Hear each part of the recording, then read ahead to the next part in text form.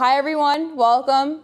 Before I kick off, I saw some veterans hats. So I always like to say when I do a seminar, thank you for your service. If you serve, thank you. But welcome. We're going to be talking about blackfish today. And this is kind of, for the month of April, yeah, you do have a month to tog fish. It's kind of like that opening refresher to get you ready to go and to prep your tactics for like the longer season, or even in the summertime, like August, you can keep one fish based off of where you're fishing. So I'm excited, and let's get right into it. Who am I? My name is Jenni Ackerman. You probably know me through the Fisherman magazine. I write for the magazine. I design the magazine itself. So if there's a typo, it's not my fault. I design the advertisements in the mag. So if you have your own like charter business or your own like small business and you want to advertise, I'm going to be the one making your ads pretty. I do a ton of other stuff on the side with them, but fishing is my overall passion. I love teaching people how to fish, so that's why I'm here today. And I love being like a well-rounded angler. I love targeting every species. Like every month I want to be fishing for something. I don't want to have an off season. So from nymphing for brown trout in a stream to chunking for tuna, I try to do it all to be this well-rounded angler, not just in saltwater, but in freshwater too. And before I started working for the magazine, I worked at Grumpy's Tackle in Seaside Park, where I learned customer service skills, and I learned how to build my own rods under Bobby at Grumpy's Tackle. So one of the rods I brought with me today, it's actually, I just wrote an article on too as my first rod build. So after the meeting, if you want to come up and look at it, you can. And let's get right into it. Are you guys excited? I'm excited. Yeah. I love blackfish. They're my favorite species. So when I went to school, I graduated from Monmouth University. I graduated with my BFA in graphic and interactive design and a minor in marketing.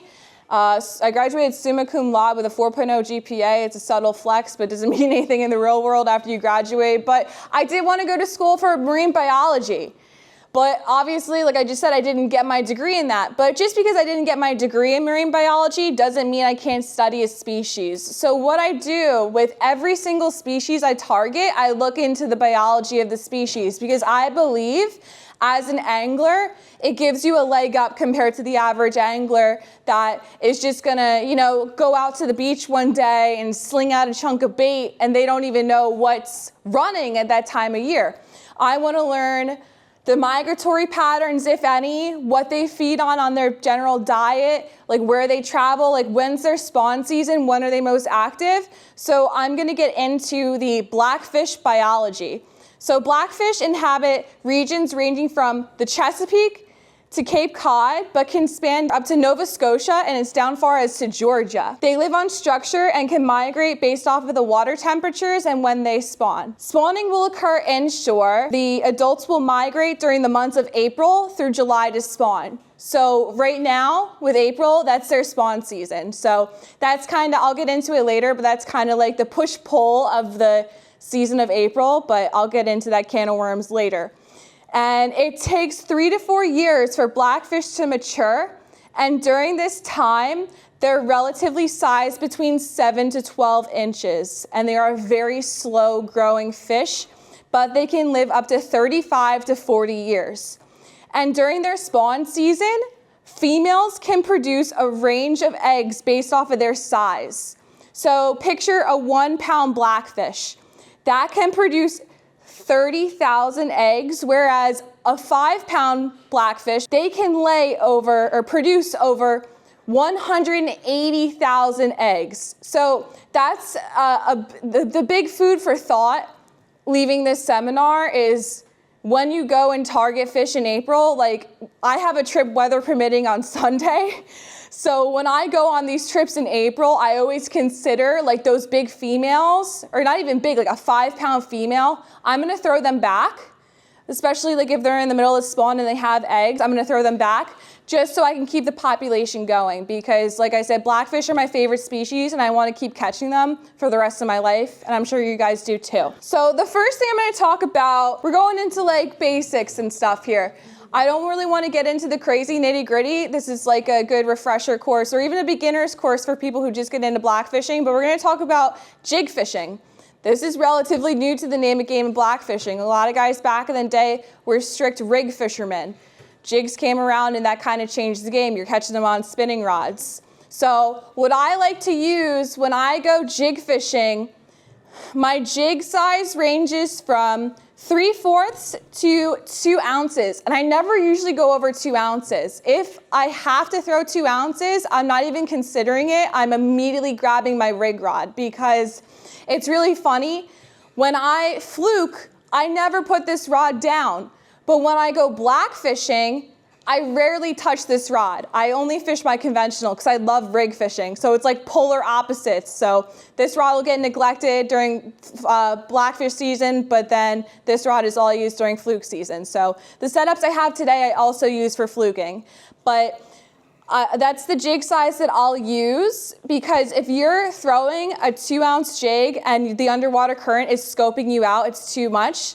At that point, just switch to a rig so you can drop straight down and actually feel those bites. Because if you're scoping out with a jig, that's no bueno. And getting into more technical, your braid. For the spinning rod, you can do 15 to 30 pound braid, and the lighter braid will get down to the bottom faster. So I'll do 15-pound braid and I'll send it down to the bottom fast, because if your boat is, it's not really anchored up correctly, or you have that strong underwater current that you're trying to combat with a lighter jig, getting to the bottom faster is key. So lighter braid is kind of like a little cheat code to get you down there faster. And the leader I use, this is 30 pounds. You can do 30 to 40 pound. I usually don't do 40 pound. Usually I just stick with 30. That might sound light, because if you're thinking about rig fishing, some guys do 60 pound, but it's fine with this. Like, it combats the lighter braid to the heavy leader perfectly, because you still feel the bites. That's another thing with when you pick out your rods, you still feel the bites and it's nice and light and it gets to the bottom faster.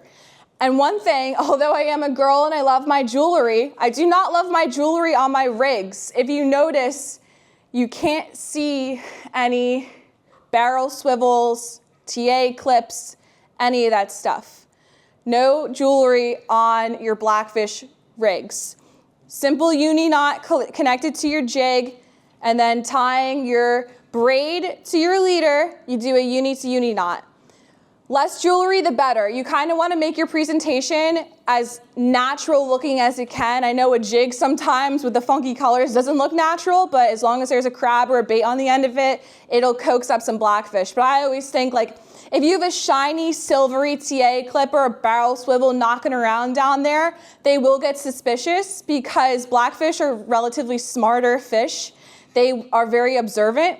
And if you ever watch like underwater footage of bait in front of a blackfish on a wreck, you'll see a million of them come up and they'll sniff it first before they decide to strike. So they will watch everything before they strike. And for when you're jig fishing, I prefer shallow waters. Like, I jig from the land and inshore spots. When I'm fishing deeper water, like when we go into like 100 feet, that's when I'm rig fishing most of the time. Unless we get lucky with no underwater current, where I can get away with dropping straight down with a jig and get big fish on a jig. But when we're fishing deeper water, of course, that underwater current can pick up more, which makes it more difficult to jig fish. But inshore fishing, if you're on the rocks by the lighthouse, jig fish, that's the way to go. The best bite on the jig, I can say, is when a blackfish comes up, and especially if you have a smaller jig, like a 3/4 of an ounce, they will literally pick up your jig and swim away with it. There's been times where I've had my jig on the bottom and you're holding it steady, and literally, like, you don't feel anything, and you start feeling like slack pick up in your line, and then you set the hook because they literally pick it up and swim away with it. Or you feel nothing, and then all of a sudden it goes like this, and they swim away with it.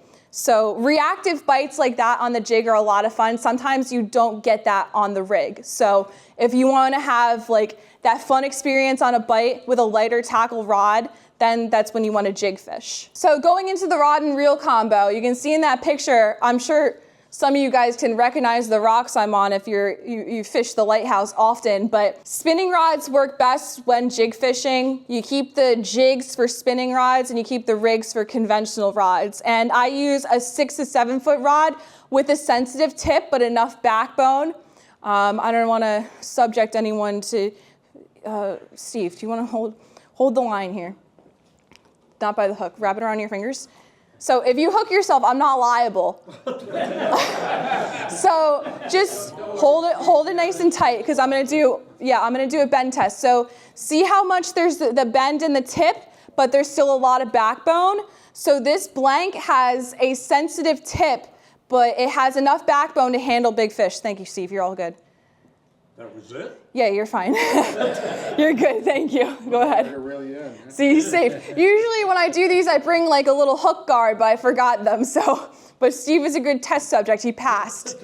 So you want a rod that has that sensitive tip to feel those bites, because like when I go blackfishing, it's funny, you'll hear me, people think I'm like a paranoid schizophrenic when I blackfish, because I'm quiet the whole time, and then you'll hear me like mumble the most random stuff under my breath. Like I'll be holding my rod and I'll feel the bite and I'll just go scratchy, scratchy. Like that's how I identify the bite. I'll just say it out loud because I'm so hyper focused on the bite, and I'll just go scratchy, scratchy. And that's when you know that's like the type of bite you get, because you feel it on the tip of your rod, and you can sometimes see it. Because sometimes they do like that, but a lot of times it's you probably can't even see that moving. It's the scratchy, scratchy. I'm literally scratching my fingernail on the leader, because that's what the bite will feel like, because the bite can be different. That's what makes them challenging and what makes them fun to catch. It's a challenge. So going back into the rod I use, this one unfortunately is discontinued. It's a St. Croix Legend Extreme. They don't make them anymore, which I'm very sad about, but you can get rods that are perfect for this type of setup. Tsunamis, the heavier slim waves, you want like a medium heavy with a fast action power. So Tsunami slim waves, the Jigging World, I like their Night Rangers. Those ones are really good.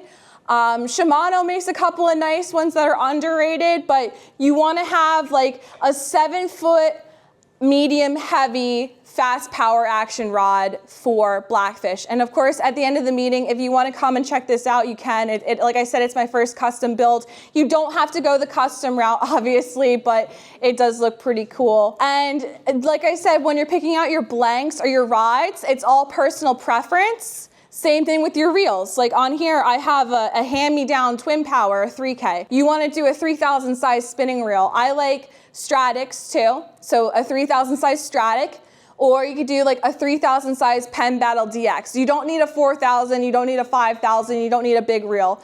Simple, light tackle, you keep it nice and light, and when you get a rod like this and you get a big fish on it, it feels freaking great fighting a big tog on a rod like this, even if they're small, because they all have that big broom tail that pulls them back into the wreck. So every fish feels great on a rod like this, and you can get like a Hollywood rod and catch them on that too if you really want to like get your buddies excited that you think you have a double digit, but you have a little postage stamp tog, but they're fun. And then these are the jigs I use. My biggest thing is I support like local guys, and I also use bottom sweeper jigs. Bottom sweeper jigs I'll use more on the land. They have a shorter shank hook compared to Dante's. Dante's I'll use on the boat. But my biggest thing is personal preference. These guys don't pay me to use their products. Like I just fish what I like.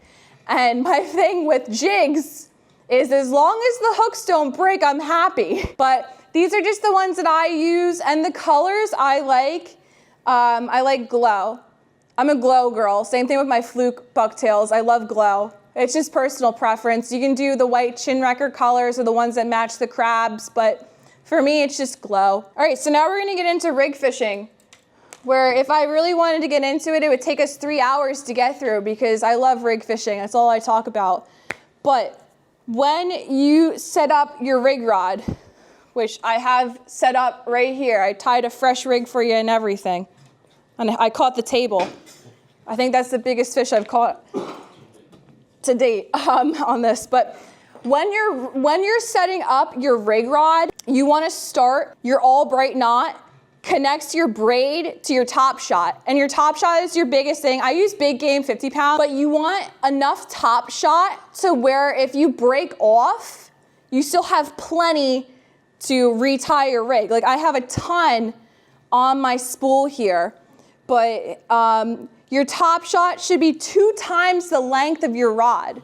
So when you tie on, you gotta keep going and keep going and keep going and keep going till you get to your braid. You wanna have a lot of top shot because you do not wanna sit on the boat and have to tie an all-braid knot with gross, crabby fingers while the bite is hot. You can have a mate do it and you can fish another rod, but you just don't wanna do that. So having enough top shot to keep going is the way to go. And for my braid, I just use 40 to 50 pound. The top shot leader, 40 to 60 pound. And the big thing with that is this one is 50. I go in the middle. 40 is a lighter, it's kind of like a little risky. 50 is the happy, just right, like the Goldilocks. And then 60, the big thing with that is you're gonna feel less bites, but there's been bigger fish that you'll feel the bites on with 60. That's like a lot of the guys I fish with when we're fishing like Cape May or deeper waters, or like my good friend Rooney, he's caught 2 20-pounders in his lifetime. He only fishes 60. And there's times where I'm fishing next to him and I'm catching keeper after keeper using 50, but then all of a sudden, boom, he gets a 12-pounder, boom, he gets another double digit. So the bigger fish, you won't feel the hits more often, but you'll get bigger fish on the 60. It's crazy. And if you ever see that guy on a boat, don't fish next to him. You're gonna get humbled real quick. And then the hooks that I use the Owner SSW, the cutting point hooks, and you can do either 3-0 to 4-0 to 5-0. These ones are 4-0s. I always say bigger fish mouths, bigger hooks, but usually I stick with 4 or 5 for when I'm fishing off of the boat in the deeper water. But if I'm fishing from the land, I'll do 3-0s. And then there's, of course, a ton of rigs that you can tie. That's the part that I would get 3 hours into, going into detail of all the rigs under the sun for Blackfish. There's a million of them, but personally, I think you should pre-tie everything. I don't like going into the shop and buying a rig that some other dude is tied to sell at a shop. I trust myself more than I trust anyone else's knots. Pre-tying your hooks is the way to go, and I'll get into every specific rig, but what you want to do is you end off your rig, like this one I'm holding in my hand here, that's just the rig. You end that off with a perfection loop before you attach that to your drop shot. And then at the bottom, you have your sinker. You can do 6 to 10 ounces. So I'm gonna get into the science of all the different rigs you can do. So the first rig you can do is the slider rig. This is basically you have one hook snelled and then you put another loose hook on and then you tie that perfection loop. And then that second picture is that fun knot that everyone loves to do when they're tying this rig. It's also called a Belmar rig based off of the region you're at. But you basically loop it through your top shot and then you pass your sinker through that loop and pull it through. The one thing with the slider rig that I will admit I've had failure on is when I hook a big fish on that sliding hook. Because when you hook a fish on that sliding hook, this slides up and down, up and down. So when you have a fish on, sometimes you may risk having that fish break you off, your entire rig will pop off because it's sliding around, so it gives it extra movement to scratch up against the other parts of your rig. So you kind of risk the factors of losing a fish like that. And I don't care, we lose fish all the time, so like I said, I'll openly state that I did lose a fish this way, because you can see exactly where it breaks off, and you're like, oh well, what am I gonna do? What you can do is tie a snafu rig. This is the exact same thing, except you're doing 2 snells instead of 1. So you have 2 snelled hooks at the end and a perfection loop in the middle. And I like using this rig, and the same thing with the slider rig when I'm baiting my hooks, this is another weird thing. Sometimes the bite can be finicky. I mean, we're doing participation here. So raise your hand. How many times have you guys put like a half a crab on and got no bites, and you switched to like putting a whole crab on and started getting bites? Yes? Yeah. So sometimes you'll see that the bite is finicky. So with these rigs with the double hook, sometimes I'll take like a cherry smaller crab and cut all the legs off and put a little dent in the shell, and sometimes I'll peel it if it's a shedder, and I'll take the 2 hooks on the snafu rig and I'll pass them through the knuckles and out. So it's still the crab and the hooks are out on both ends. Some guys like to do a thing where on the last 2 rigs I showed you, they'll cut a crab in half and put half on one hook, half on the other. I like having, even on the slider rig, I like having my hooks close. So majority of the time I'm using a whole smaller size crab, and I'm doing like through the knuckles like I said. You can even try to do it with a half a crab, but me, I'm stubborn and I'll only use a whole crab. And then this is a soft bait rig. We're on spring blackfish season right now, so when they spawn, their lips actually get really soft. So in the winter time, you're used to feeding them green crabs and white leggers and hermits and all this stuff. When their lips are soft, they're not gonna wanna chomp down on a hard crab shell. So this soft bait rig works really well with clams, with sandworms if you can get them, and shedder crabs. Sometimes you can find ones where they're ready to shed, and those are really good baits for when they have those softer lips. Or even in the wintertime, if you find shedder crabs, use them. Like I will go out and before we get to a wreck, and I will dig through all the crabs and check them. And if I feel that they're ready to shed, I will shed all them and I will put them in my bibs pocket because I don't want anyone taking them. So those are very good to use for soft bait season. So getting into the rod and reel combo. The one I brought with me today, I caught my biggest blackfish on. And I love this. I'm not going to break your foot with the sinker. You're okay, Steve. Steve is at high risk today. Yeah. You should someone buy him a lottery ticket at the end of this if I injure him with either a hook or a sinker. But this is my Black Hole Challenger bank rod. I use a ton of other rods. If you ever fish with me, I'm going to be walking on the boat with my one lonely jigging rod and like 3 conventionals.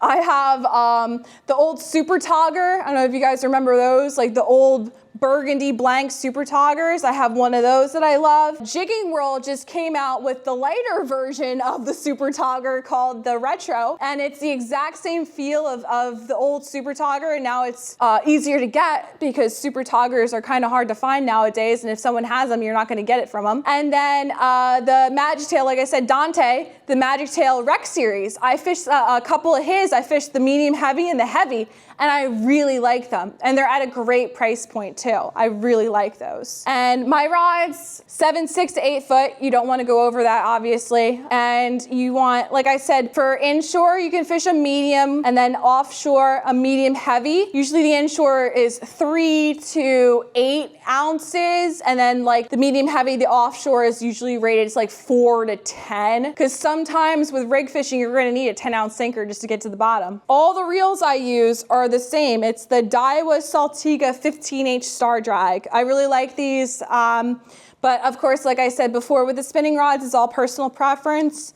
but this is what I use. And when it comes to conventional fishing, you want a rod that has a lot of backbone, and the same thing with the reel. Realistically, the reel is doing all the work for you. You want to have a combo that has a lot of backbone and that can handle, and this combo can handle, like, I'm not going to make Steve hold this, but you can see with the tip, it's still sensitive enough tip to feel the bites on a rig, but plenty of backbone to horse up a big fish. And rig fishing tips, you want to perfect your stance when you're rig fishing. Muscle memory is everything. I'm going to swing this around here because I don't know, I'll just go over here. I'm trying to figure out where I can do this. So when I stand rig fishing, I don't stand like, I don't do this. I'm not doing this, waiting, setting the hook. I keep it to my side like this, and hang on here. I keep my fingers like this on my top shot, and I'm holding it off to my side. And I even cross my legs because that's how I stand. I cross with my ankles crossed. But this is how I stand, and this is how I feel the bite. So then when I set the hook, Steve, you're really playing with flirting with disaster. So by the time I set the hook, I pass it under, and that's when I horse it in. You want me to leave? No, you're fine. So that's when I reel it in. So you're fishing off to your side. I'm just gonna do it without the rod. Fishing off to your side. This is better, right? You're okay now. No problem. Fishing off to the side. Set the hook. You're passing the butt under your left armpit, and then you crank. So that's a quick action, because there's the buffer zone. When you set the hook on a blackfish, especially if you're fishing deep, you have like a 5-second buffer zone reaction time before that fish realizes it's being pulled up from the wreck. Because if you sleep on it, if you set the hook and you're taking your time, it's cold, you don't want to move around too quickly, that gives them more than enough time to swim back into the wreck. And that's a no-no. You don't want that. So, because I feel like 60% of the time, you're going to lose that fish. There are times where if a fish swims into the wreck and you have patience, which fishermen, that doesn't really, patience in fishermen is not really a thing, for me at least, but for blackfishing it is. But if you wait for that fish to swim out, you could be going in at the end of the day. Like you're not sitting there waiting. You're not out there to walk your blackfish around a wreck. You're out there to catch your blackfish. So you got to remember the buffer zone when you're jig fishing and rig fishing. And going back to rig fishing, it's kind of going to be hard to see, but you want to keep a bow in your line. You don't want to fish tight.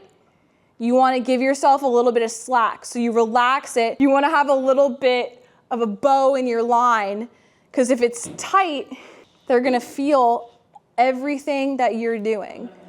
So you want to have a little bit of slack so that bait free floats and it's not tight on the bottom. Because like I said before, they're observant. They'll see everything, and if they see one thing they don't like, bite's dead. Like, you're done. And going back to my paranoid schizophrenic episode, the different bites, the scratchy, there's the sniff, there's the bite everyone knows and loves as the thump. There's that.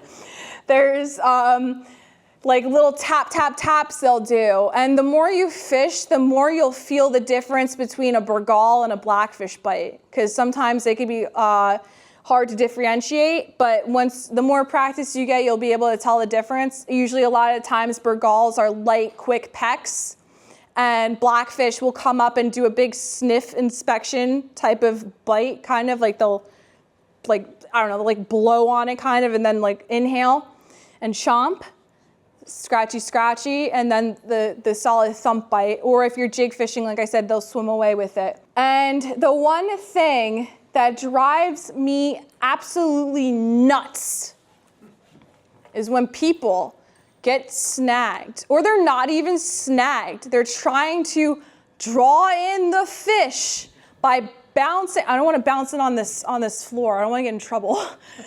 By bouncing their rig on the bottom, bouncing their sinker.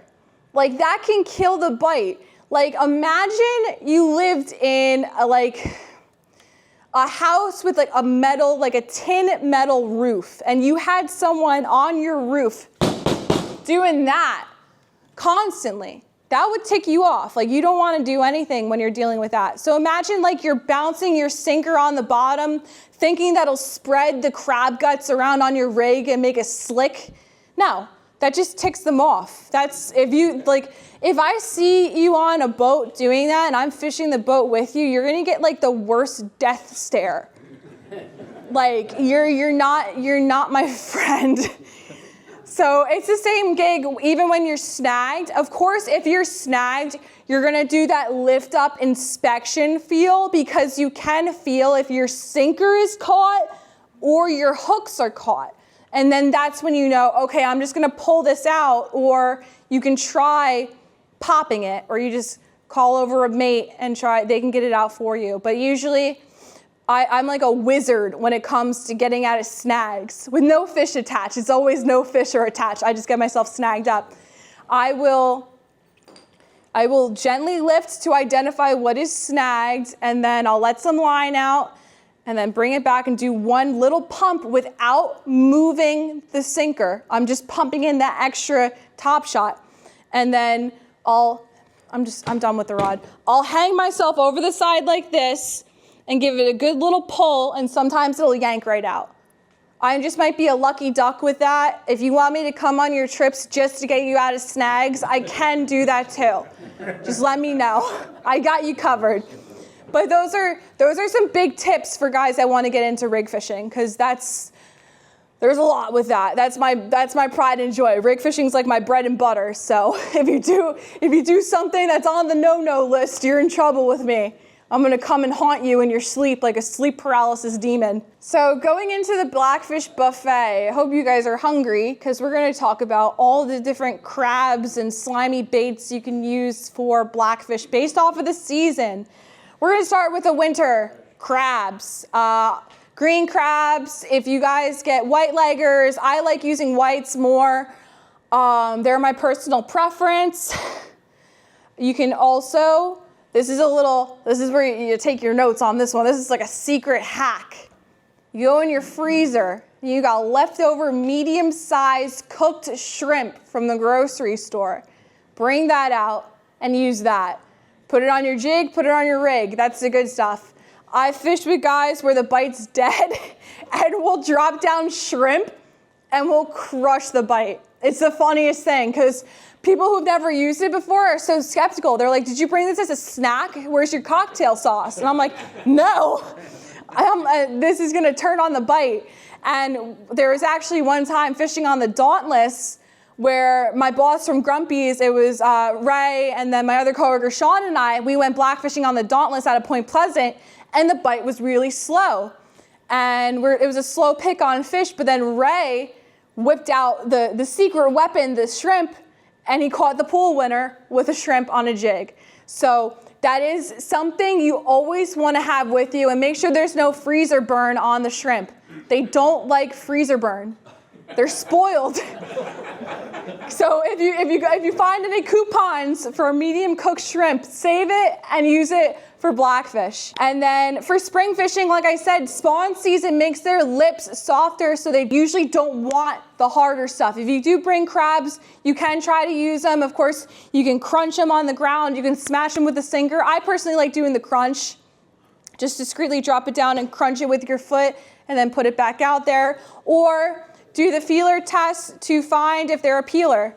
You know, I come up with all these weird little phrases, so the feeler test for the peelers and all this crazy stuff, but do that. Or just get clams, or that's when you bring the shrimp again, double whammy on the shrimp. Or if you get sandworms, you can do sandworms. There's a ton of stuff that works. And in the summertime, when you can rake up sand fleas, I like using them too, especially on the jetties, and I will hammer blackfish on sand fleas. They love them, and I'm still trying to get a sheep's head on the sand flea, but I haven't been successful yet. All the crabs, soft cooked shrimps, clams, hermit crabs too. Dig through those Bonner boxes of crabs, because if you find a hermit, use it. Break its shell, get that thing out. They will slurp it up like spaghetti. Any crustacean. Another big tip is when you catch blackfish, if you want, cut open their bellies and see what they've been eating. Sometimes they might have like shrimp or stuff in there. Definitely like mussels. They love mussels, but you don't have to use your leftover mussel marinara as bait.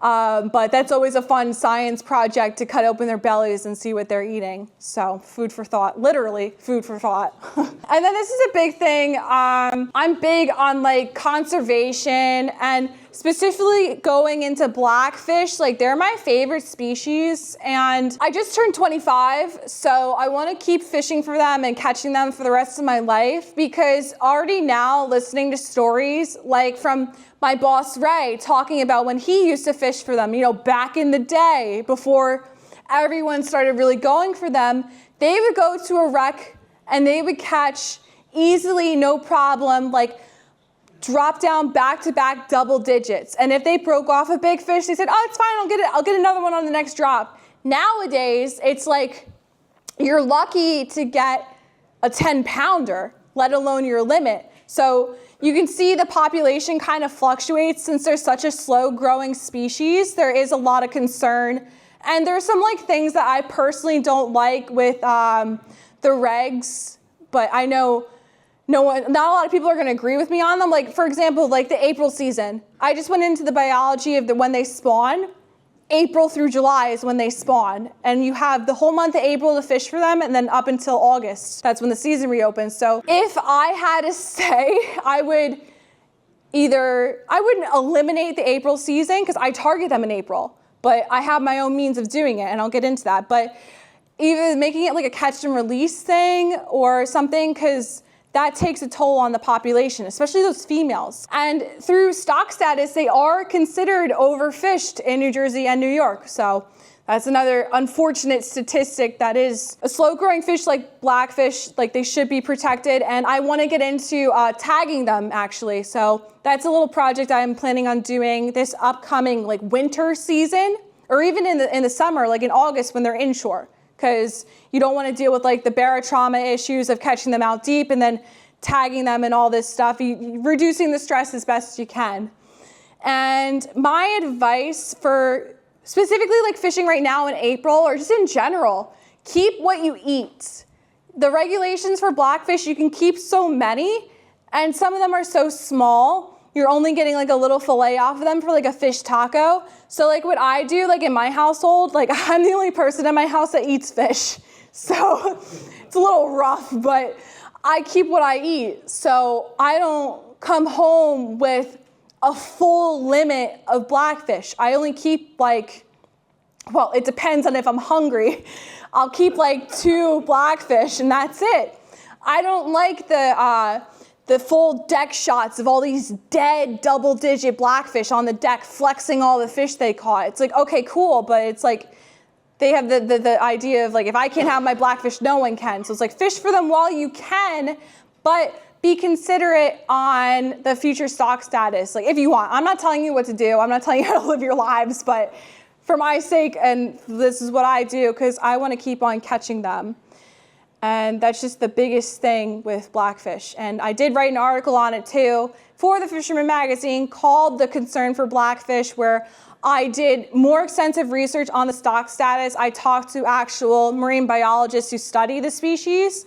And it's very informative if you want to take a read on that. It's on the website if you want to learn more. But we did it. Steve did not get hooked. First off, give it big round of applause for Steve for not getting hooked or getting hit in the head with a sinker. I always like to include people in the front row for my seminars for testing out rods and stuff. So you did good.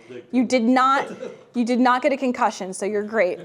But I just want to thank you all for having me back. I love coming down here and doing seminars. It's a nice drive and it's a lot of fun and everyone's very chipper and happy. You're all good, right? Yeah? Barely. Barely. Thank you.